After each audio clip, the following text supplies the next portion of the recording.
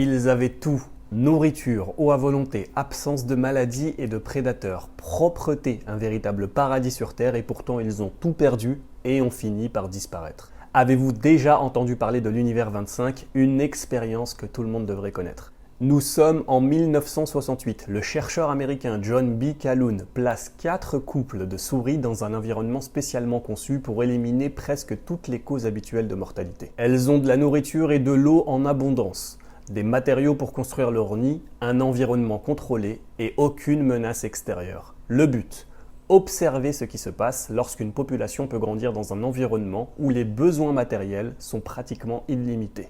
Au début, tout fonctionne parfaitement. Les souris se reproduisent, la population augmente rapidement et la colonie s'organise. La population double tous les 55 jours et atteint 620 souris en 315 jours. Au bout de 560 jours, elle atteint 2200 souris, sachant que l'enclos est destiné à accueillir plus de 4000 individus. Mais progressivement, quelque chose change. Le problème n'est pas la nourriture, ni l'eau, c'est la dynamique sociale.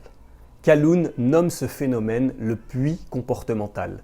Les souris associent le fait de se nourrir à la présence d'autres souris, créant un regroupement excessif malgré les ressources disponibles ailleurs. À mesure que les interactions deviennent plus fréquentes et que les espaces sociaux se saturent, les comportements commencent à se désorganiser. Les structures sociales s'effondrent. Les mâles dominants, n'ayant plus de territoire à défendre contre des prédateurs ou des rivaux, sont devenus hyper agressifs ou ont totalement abandonné. Des gangs de souris délinquantes attaquent les autres souris sans raison, mordant pour tuer, pas pour manger. Les femelles, abandonnées par les mâles qui ne protégeaient plus le nid, ont commencé à développer des comportements aberrants.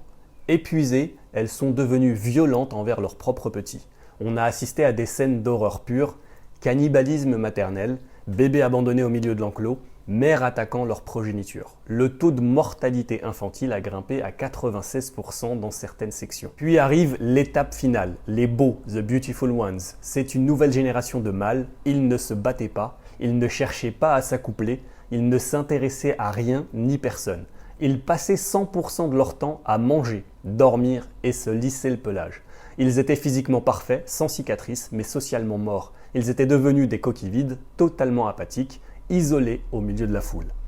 Résultat, la population a cessé de se reproduire. Le dernier accouplement connu est apparu au jour 920. La population a plafonné à 2200 souris, puis a chuté irrémédiablement.